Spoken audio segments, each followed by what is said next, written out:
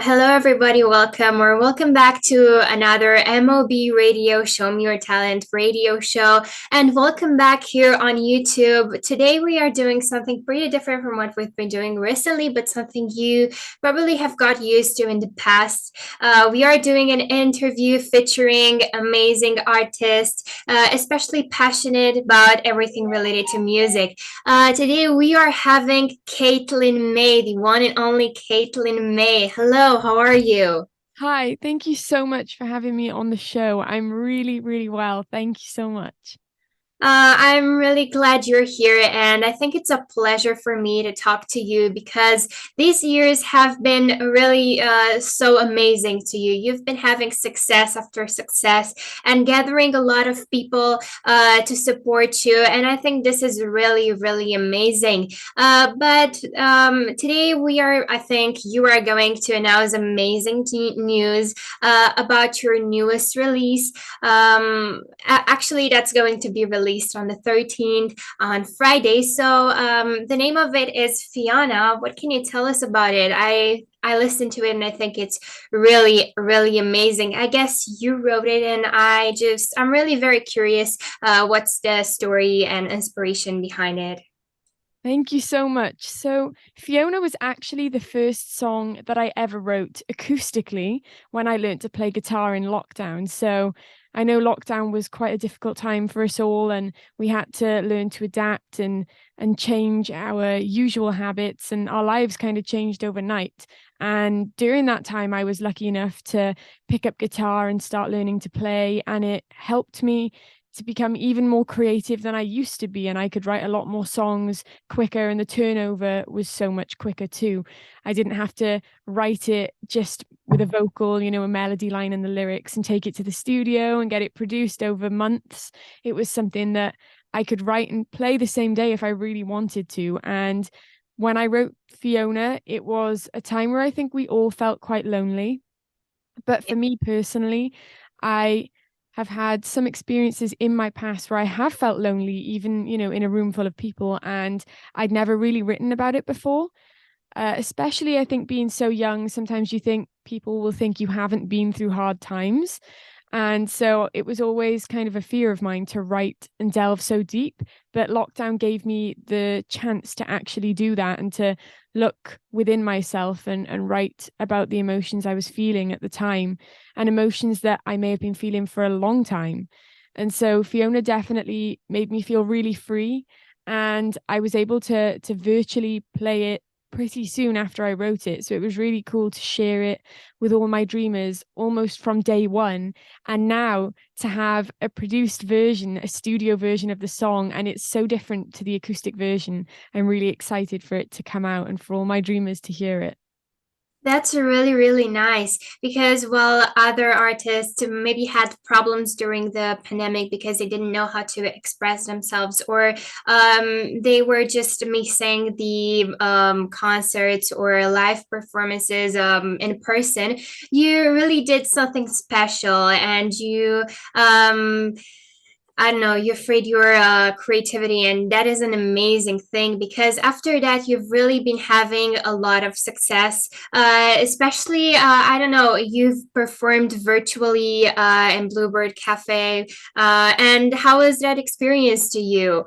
I think it was really amazing. Thank you so much. It was so fun, and it was beyond surreal because I've wanted to play at the Bluebird Cafe for as long as I could remember. The Bluebird Cafe and the Grand Ole Opry, and a newer venue that I'd love to perform at is the Ryman in Nashville. So I was definitely really excited to tick that off the list, but also not only to do that, but to keep going back there because it's just so iconic. And I was lucky enough to play the venue virtually during lockdown, since none of us could actually play there in person, even if you lived in Nashville. So those opportunities came about because of the lockdowns. So I tried to look at the positive side and not just the obvious negative sides, with us having to stay at home and not be able to see family and friends. But I was then lucky enough to travel out to Nashville for the first time in person in May of 2022. And I played the Bluebird Cafe in person as well. So it Yes. was just Only one time, but three times. it was so fun. And I'm really, really glad that they give those opportunities to independent artists. And I know so many people have made a name for themselves starting at the Bluebird Cafe. So it was really special. Yes, you actually gathered over 40,000 people to support you over all over social media platforms. And I think that's really amazing because one of the biggest rewards that artists can get is not necessarily the awards, the physical awards, but more the people who support you. And I think that's really amazing. Some time ago, well, actually, some minutes ago, you mentioned the Dreamers, and I think that's the army's name. How did you come up with this name, or how did your army come up with this name? I think it's really amazing because that's what artists really are. They're dreamers. They have the courage to dream. But what's the story behind it? So my followers and listeners are called Dreamers because my first ever single that I released, and I wrote when I was 15 and released when I was 16, was called The Dream. And even though it's very different to what my sound is today, it will always hold a very special place in my heart because it was the start for me. And it's really cool to look back and see where you kind of came from and where you are now and the journey from then to here. And I actually was really lucky enough to give Carrie Underwood the very first copy of The Dream on a CD before it was actually released when I played the Motorpoint Arena with her in 2019. So that's definitely a core memory for me as well. Wow, that must be really nice. And the fact that you gathered so many people after you released the first song is simply amazing. And I think that's really what success means, to have people all around you to support you. And I also want to ask you, how does the writing process look like in your studio or simply to you? Because you have such immense success. You've won numerous awards this year in 2022 and also in 2021. And I think it's really, really amazing. I'm going to mention them later, but simply because you had such immense success after you released your originals. I think it's really amazing. And what you're doing with the writing process, I think it's amazing. So I'm really curious, how does it look like to you? Thank you. I think it changes and evolves a lot because I used to write very differently and from very different perspectives.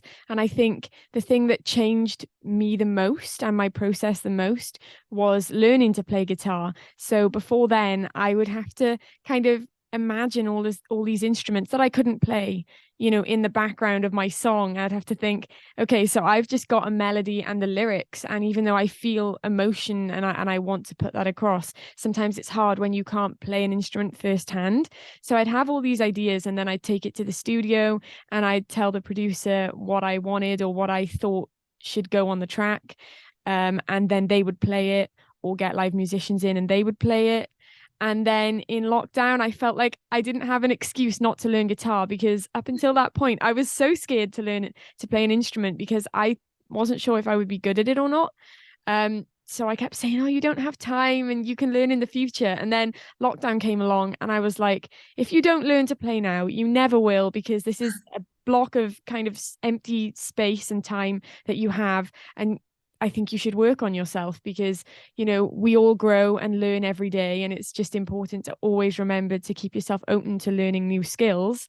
And so I learned to play guitar, and it changed my writing process immensely. Now I sit down with a guitar, which a few years ago would have been completely, just so strange to me. Yes. And I kind of play these chords and then these lyrics form, or I'll feel an emotion. It also depends, I think, if you decide to sit down beforehand and write a song because you feel like writing a song, or other times you won't actually plan to write one, that the inspiration will hit you, and you might not even be at home, or you might not be in the studio. You may be out with friends, or you may be out for a meal or out shopping, and suddenly you've got this idea and you need to record it into your phone, and people are like looking at you because they're like, why is she singing into her phone? But I'm like, if I don't, I'll forget. I won't, the idea will be gone by the time I get home.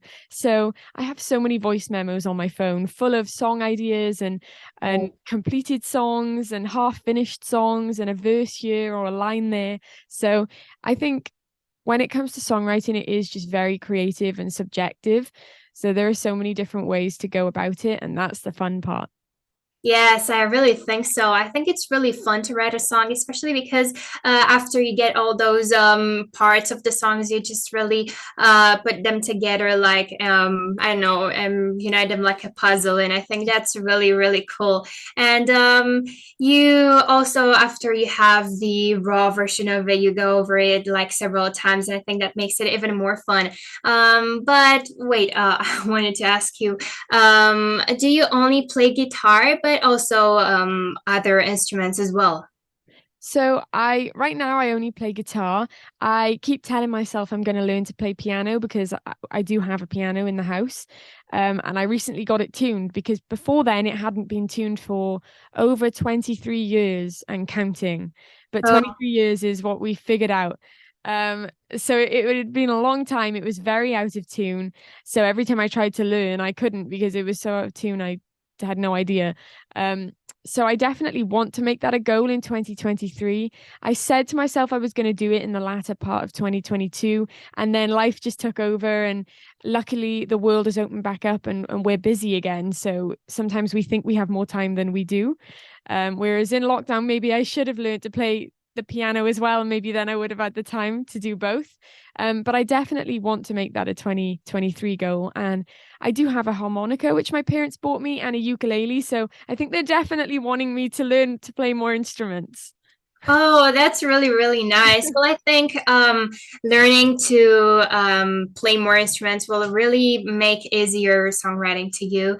But also, since you've mentioned 2023 goals, what are your other goals? Well, apart from moving to Nashville, which I think is really, really amazing because you're offered a place at University Belmont University, if I'm right. Oh, yes, that's really amazing, and I think you're moving there in July. I think you're really excited, are you? I am beyond excited. I don't even have the words to express how excited I am. But I'm going back out to Nashville in March for another tour of Tennessee. So I'm excited for that and to see all the friends that I've made and the friends that have turned to family, and just to be with them again and to meet new people too, because being able to play all these shows in Nashville has opened so many doors for me, and I've met the most incredible artists and songwriters and just people in general who I think will be a part of my life forever now. And I'm excited to meet new people because that's what Nashville is. It's so magical and it's so friendly and warm and welcoming that you're going to walk into a room and leave with, you know, 30 new friends that you didn't have before you actually went there. So that's really, really special to me. And it's something that's very unique, I think, about Nashville, because Yeah. everybody just wants each other to do well, and you support each other, and that's just the culture and the way of life there. So I think that is really, really cool. You always feel at home, you feel so comfortable, and you take new material to stage that you've never played before, and people cheer you on, and they sing the lyrics, they sing the words back to you. So it really is just a beautiful place to be, and I'm very excited to move in July.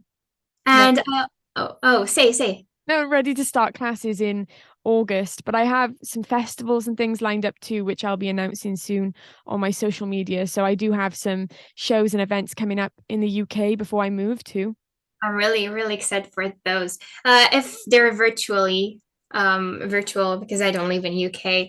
But I'm really excited for your 2023 goals. Actually, I think Nashville is like the perfect place if you want to continue playing country music or just releasing music like that. But also, how were you introduced to this genre? Like, did you had this plan in your mind since you wanted to make music that you are going to play country music, or was it something spontaneous?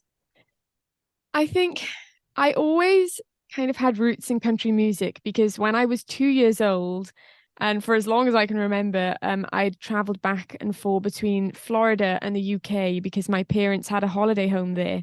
And when you'd get in the car and you'd travel, you'd turn on the radio and it would be modern country. So I think I was influenced by it from a very young age. And I'm glad that I was because I fell in love with the storytelling aspect of country music, not only traditional country music, but modern country music, which is more the genre that I fit into.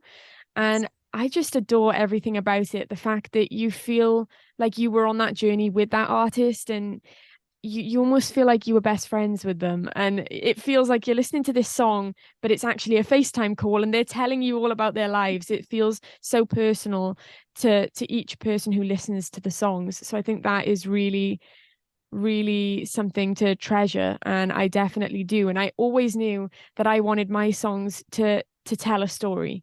That was really important to me. And long before I actually knew that was what country music was about, I just thought that was storytelling. And people in my family have been creative and really liked writing. So my mum released a book about my brother, and my grandmum, she loves creative writing. She loves writing short stories. And so I think I definitely got the writing bug or the writing gene from people in my family. But I love to put it into songs, whereas they prefer to put it into, books and stories and that kind of thing. So I definitely think I've had different influences that got me to this point, and country music is just my whole world. I actually think country music is a really great way for storytelling, as you said. But are you planning to take up other creative writing styles as well? Like, I don't know, writing a book as well, or maybe something different?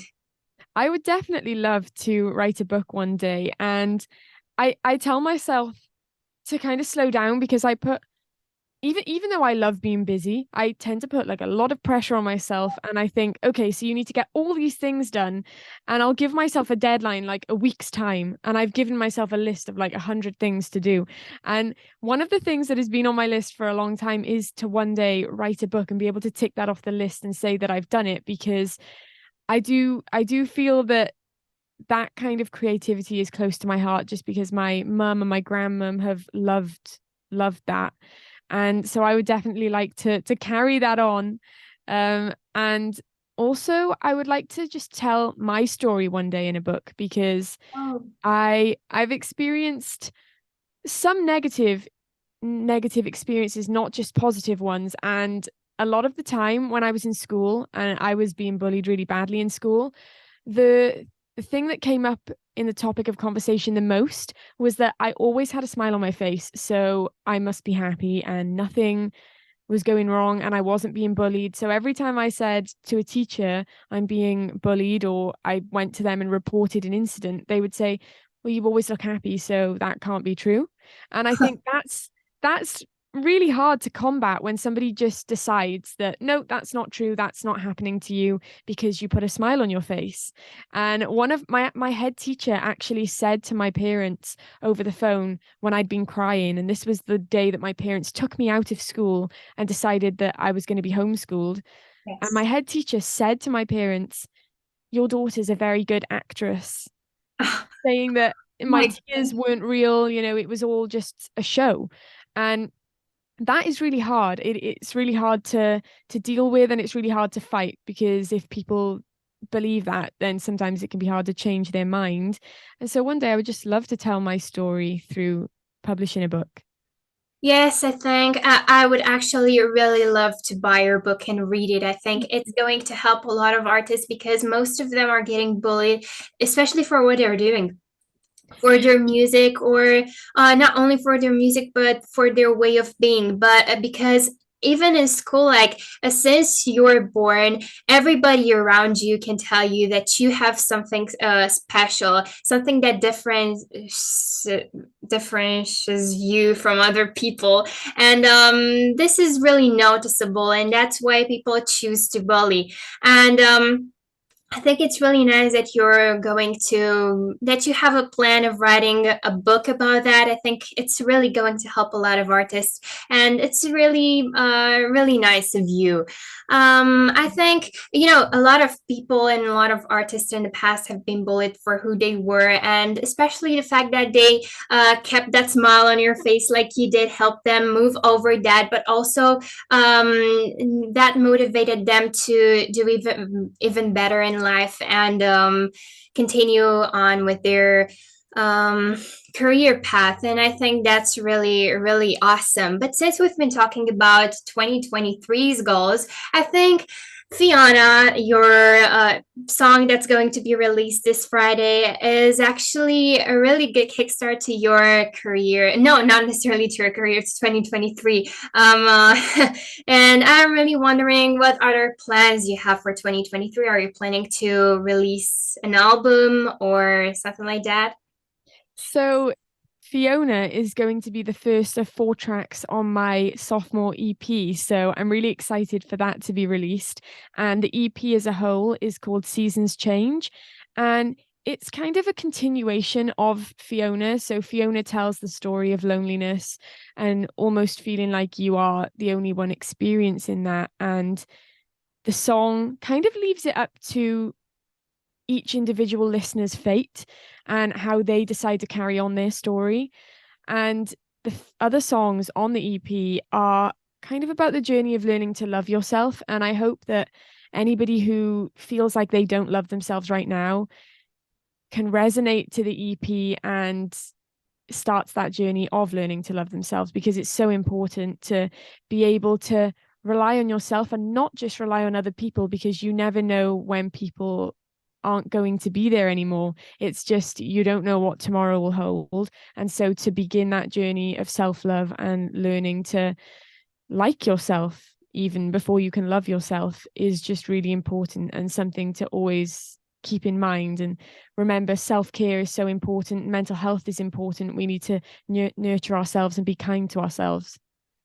Yes, I think that's really beautiful. And you said it very beautifully. You really have a special way of talking, and I totally love it. I think that's actually part of the way your brain works, like really create in really creative ways. And I absolutely love it. And I absolutely love your ethereal appearance that people on YouTube can't see it. But I really encourage the people in the radio show to come to the Show Me Your Talent Zoom show that is going to be held on 29th of January on this Sunday. And no, actually, no, Sunday over 2 weeks, I think so, Sunday the 29th. And I think I'm really, really excited to hear you, especially because this year in 2022, you actually won your Word of Entertainer of the Year at the Who's Who Country Music Awards. And I think that's absolutely amazing. And I hope that with this EP that you're going to release in 2023, you are going to win twice as many awards as you won this year, like EP of the Year at the Josie Music Awards. And I really think that's absolutely amazing. And I wish you will have such amazing success with your newest EP. I really encourage you, people on YouTube, and also those on the radio show, to tune in to Sunday's Zoom show on 29th, where Caitlin Mae is going to give us amazing performance and is going to delight us even much more than she did today. I'm really looking forward to hearing the Fiona single that's going to be released on Friday the 13th. Don't forget that date. You really, really must listen to that song. It's absolutely amazing, and I hope you will have immense success with that. I think this is the end. Sadly, this is the end of the interview because we are going to talk a bit more in the Zoom show that's going to last an hour. And I'm really, really looking forward to hearing you then. Thank you Um, so much. how was the experience of this interview to you? It was so fun. I had a blast, and I am really, really grateful to you for taking the time out to talk to me. It means more than you know. Oh, that's really, really nice. Actually, it was my pleasure to talk to you and find out all these amazing things about you because they're really helpful not only for the people around you but also for me. And I think that's really amazing that you are planning to share your story through music and also through a book and doing such amazing things that are really, really helpful to everyone. So I think this is the end of the interview. I was delighted to have Caitlin May to talk to her, and I'm really looking forward to future collaborations as well. So, Thank you so much. yeah, Thank you so much for watching. Please subscribe.